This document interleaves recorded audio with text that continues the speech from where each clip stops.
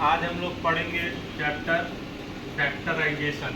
ठीक है, ये क्लास 10 का हम लोग पढ़ेंगे। ऐसे तो ये क्लास 9 से ही होता है, क्लास 8 से ही होता है आईसीएसई में, लेकिन हम लोग क्लास 10 का पार्ट पढ़ेंगे फैक्टराइजेशन। ठीक है, फैक्टराइजेशन पढ़ने के लिए हम लोग थोड़ा पहले पॉलिनोमियल के बारे में जान लेंगे। इस चीज़ के बारे में, पॉलिनोमियल पॉलिनोमियल क्या होता है।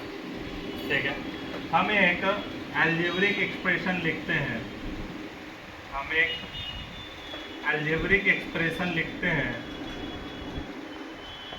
जैसे कि 3x² + 2x + 5। ये हमने लिखा, ये एक अलजेब्रिक एक्सप्रेशन है।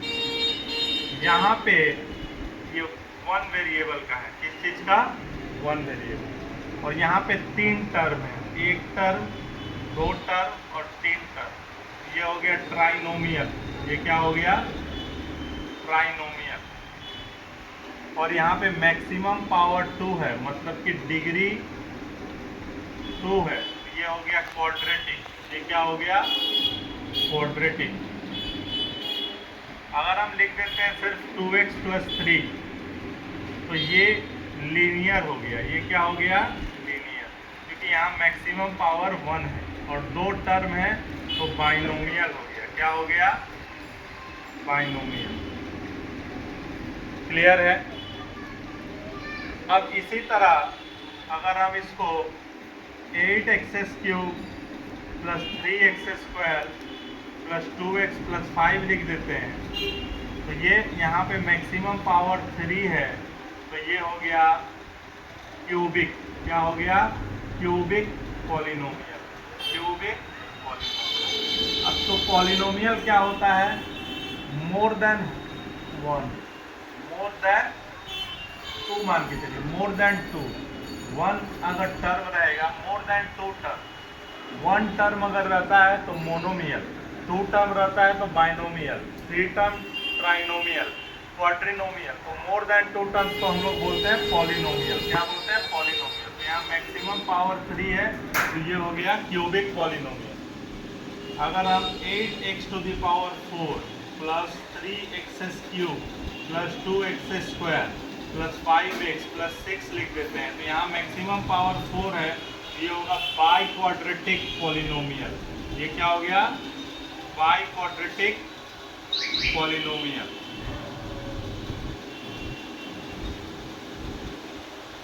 क्लियर है? अब एक अलजेब्रिक एक्सप्रेशन में अगर 2x + 3 हम लिखते हैं, तो इसमें 3 हो गया कांस्टेंट टर्म। 3 क्या हो गया? कांस्टेंट। x हो गया वेरिएबल और 2 हो गया कोएफिशिएंट ऑफ x। 2 क्या हो गया? Coefficient of x। क्लियर है? ये अलजेब्रिक एक्सप्रेशन चैप्टर में हमने पहले ही पढ़ रखा है, और ये पॉलिनोमियल चैप्टर में हमने पढ़ रखा है। अब इस चैप्टर में हम जो पढ़ेंगे वो है, पहले हम एक चीज पढ़ेंगे जो क्लास 9 में हमने पढ़ा है, वो है how to solve a polynomial and find the roots. How to solve, मान लीजिए quadratic polynomial and find the roots. तो रूट्स क्या होता है? अगर मैं लिखता हूँ, एक एक्सप्रेशन लिखता हूँ, 4x² - x - 3, इसको हम =0 कर देंगे। क्या करेंगे? =0। यहाँ पे मैक्सिमम पावर 2 है, तो ये एक क्वाड्रेटिक पॉलिनोमियल हो गया। क्या हो गया? क्वाड्रेटिक पॉलिनोमियल या क्वाड्रेटिक इक्वेशन हो गया। ये क्या हो गया? एक क्वाड्रेटिक इक्वेशन हो गया। क्योंकि इसका मैक्सिमम पावर 2 है, तो जो x के वैल्यू निकलेंगे वो 2 निकलेंगे। वो कितना निकलेंगे? 2 निकलेंगे। तो उसको हम लोग रूट्स भी बोलते हैं और सॉल्यूशंस भी बोलते हैं। उसको हम लोग रूट्स भी बोलते हैं और सॉल्यूशंस भी बोलते हैं। उसको हम लोग रूट्स भी बोलते हैं और सॉल्यूशंस भी बोलते हैं। जो x का वैल्यू निकलेंगे, जो इसमें पुट करने से left hand side equal to right hand side satisfy हो जाएगा, उसको हम लोग रूट्स भी बोलते हैं और सॉल्यूशन भी बोलते हैं। क्लियर है? तो इस चैप्टर में हम पहले ये बेसिक फर्स्ट पहले हमने जिस्ट जान लिया। अब इस चैप्टर में क्लास 10 में हम क्या पढ़ेंगे वो हमें जानना है। क्लास 10 में जो इस चैप्टर में सबसे पहले हम पढ़ेंगे वो है रिमाइंडर थ्योरम। वो क्या है? Remainder theorem.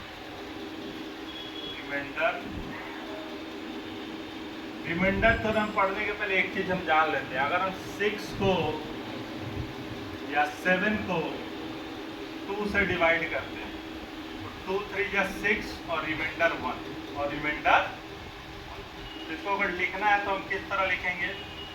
3 इंटू 2 प्लस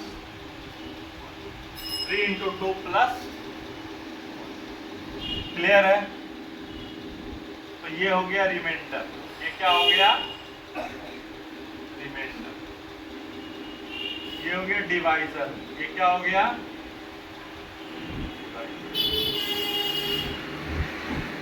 ठीक है, ये रिमाइंडर हो गया और ये डिवाइजर हो गया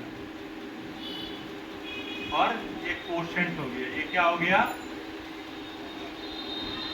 ये मिल के जो 7 बनाएगा, ये 7 हो गया डिविडेंड। ये 7 क्या हो गया? डिविडेंड। तो ये डिविडेंड है, ये कोशेंट है, ये डिवाइजर है और ये रिमाइंडर। तो रिमाइंडर थ्योरम में हम क्या पढ़ेंगे कि जब भी एक अलजेब्रिक एक्सप्रेशन को हम किसी चीज़ से डिवाइड करते हैं तो वहाँ पे जो रिमाइंडर आता है उसके रिस्पेक्ट में हम रिमाइंडर थ्योरम में पढ़ेंगे। क्लियर है? तो यहाँ पे जिस चीज़ को हम डिवाइड कर रहे हैं उसको डिविडेंड बोल रहे हैं, जिस नंबर से डिवाइड कर रहे हैं उसको डिवाइजर बोल रहे हैं, जो नंबर मल्टीप्लाई कर रहे हैं उसको कोशेंट बोल रहे हैं और जो रिमाइंडर बच रहा है उसको रिमाइंडर बोल रहे हैं। ये मल्टीप्लाई करके फिर इसको रिमाइंडर से ऐड करने से हमारा डिविडेंड आ जाता है। क्लियर है? अब हम पढ़ेंगे रिमाइंडर थ्योरम। रिमाइंडर थ्योरम क्या है? अगर मान लीजिए अब एक फंक्शन ऑफ x ले लेते हैं, ठीक है, 4x² माइनस x माइनस 3। ये एक x का फंक्शन है। ये जो अलजेब्रिक एक्सप्रेशन है ये x का फंक्शन है। x यहाँ पे वेरिएबल है, ये x पे डिपेंड करता है। x का जो वैल्यू पुट करेंगे 1 पुट करेंगे तो इसका 1 यहाँ पे x के जगह पे 1 पुट करेंगे एक आंसर आएगा। 2 पुट करेंगे तो 2 पुट करेंगे तो एक आंसर आएगा। तो जो भी हम पुट करेंगे वो जो आएगा वो रिमाइंडर होगा। वो क्या होगा? रिमाइंडर होगा। अब मान लीजिए इसको बोला है कि विदाउट डिवीजन, अगर यहाँ पे बोल रखा है राइटर ने कि विदाउट डिवीजन हमें x माइनस 1 से डिवाइड करना है और रिमाइंडर निकालना है। विदाउट डिवीजन हमें x माइनस 1 से डिवाइड करना है और रिमाइंडर निकालना है। तो हम क्या करेंगे? हम पहले x माइनस 1 को 0 कर देंगे। x माइनस 1 को क्या करेंगे? 0 कर देंगे। यहाँ से x को 1 निकालेंगे। x को क्या करेंगे? 1 निकालेंगे। फिर इस x के वैल्यू को इसमें पुट कर देंगे। इस x इक्वल्स टू 1 के वैल्यू को यहाँ पे पुट कर देंगे तो f इक्वल्स टू 1 यहाँ पे पुट हो जाएगा। f इक्वल्स टू 1 स्टूडेंट्स यहाँ पे हम पुट कर देंगे। तो यहाँ पे क्या होगा? 4 इंटू 1 स्क्वायर माइनस 1 माइनस 3। तो 4 इंटू 1 स्क्वायर 1 ही होगा और माइनस 1 माइनस 3, तो 4 माइनस 4 मतलब हो गया 0। तो इस केस में रिमाइंडर क्या है? 0। यहाँ पे मान लीजिए अगर 4 होता, यहाँ पे मान लीजिए स्टूडेंट्स के 4 होता तो इस केस में रिमाइंडर हो जाता -1। इस केस में रिमाइंडर क्या हो जाता?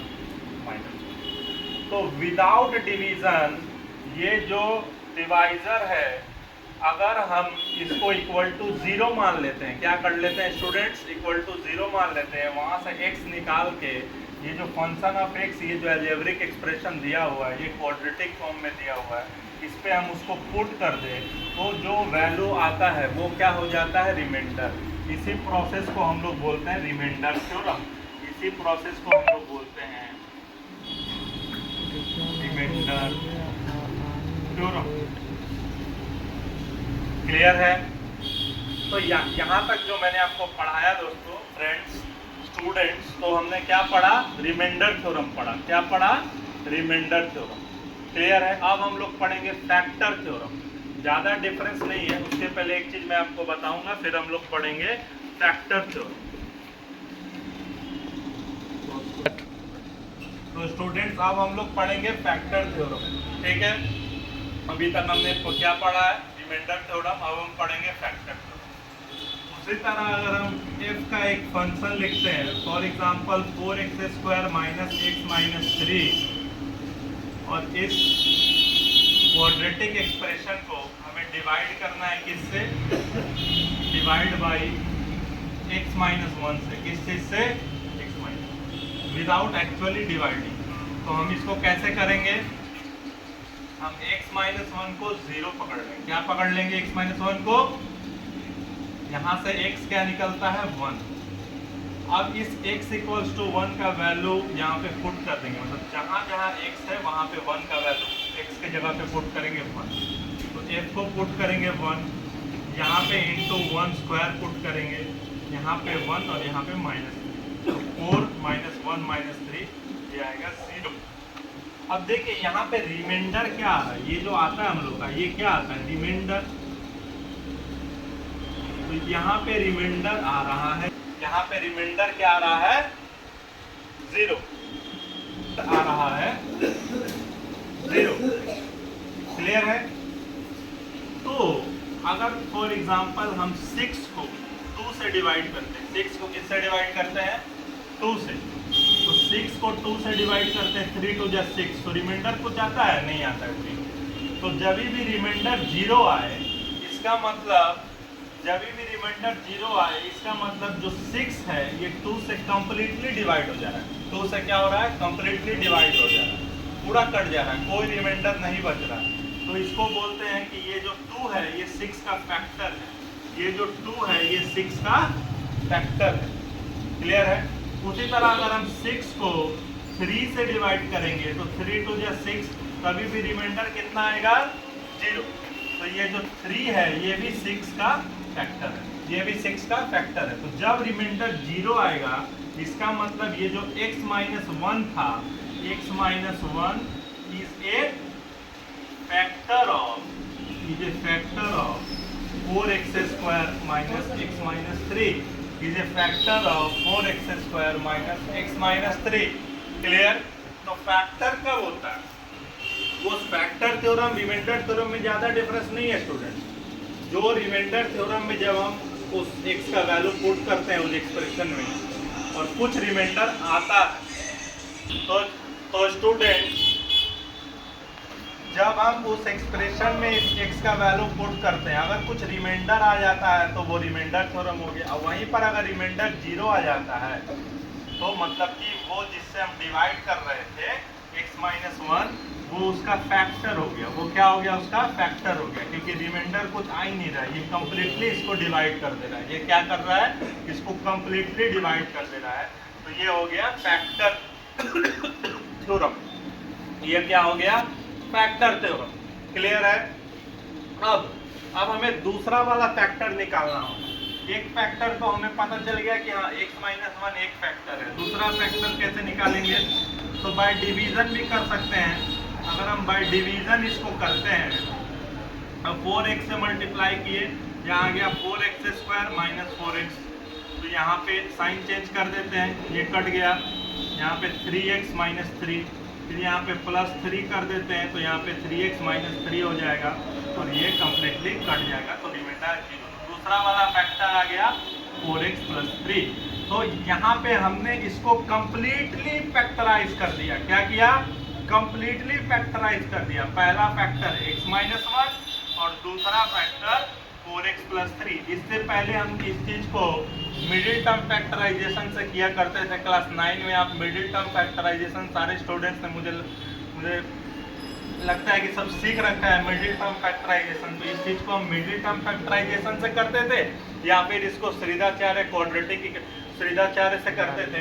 लेकिन ये क्वाड्रेटिक इक्वेशन को सॉल्व पर यहाँ पे हम क्या कर रहे हैं, उसको x माइनस 1 को पहले पुट करके अगर रिमाइंडर 0 आ जा रहा है तो मतलब वो उसका फैक्टर है, और फिर वहाँ पे उसको नॉर्मल डिवीजन मेथड से करके दूसरा वाला फैक्टर निकाल ले रहे हैं, दूसरा वाला फैक्टर निकाल। अब यहाँ से अगर 4x प्लस 3 को भी 0 पकड़ते हैं और x को -3/4 निकाल के इसको भी यहाँ पुट करेंगे ना, तभी भी रिमाइंडर 0 आएगा, तभी भी रिमाइंडर क्या आएगा, 0 आएगा, क्योंकि वो उसका फैक्टर है। तो ये कंप्लीट हुआ फैक्टर थ्योरम।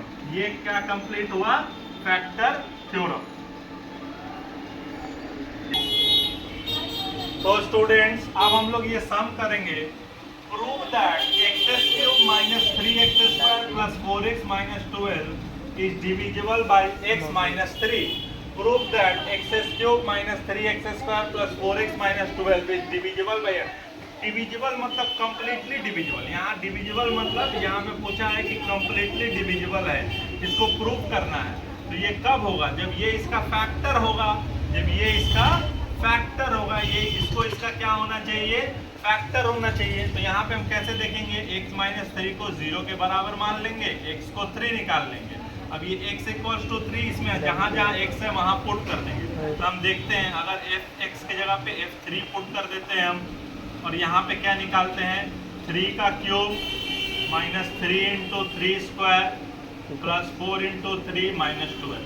यहाँ क्या आता है, 3 का क्यूब 27, यहाँ पे 27, यहाँ पे 12 और माइनस 12। देखिए ये भी कट जा रहा है, ये भी कट जा रहा है, तो आ रहा है 0, मतलब remainder is 0, remainder is 0। So it completely divides this one, x minus 3 completely divides this one. So x minus 3 is a factor of this one, x³ minus 3x² plus 4x minus। तो यहाँ पे brief एक basic explanation हम complete करते हैं remainder theorem और factor theorem का और एक क्लास 10 का फैक्टराइजेशन का।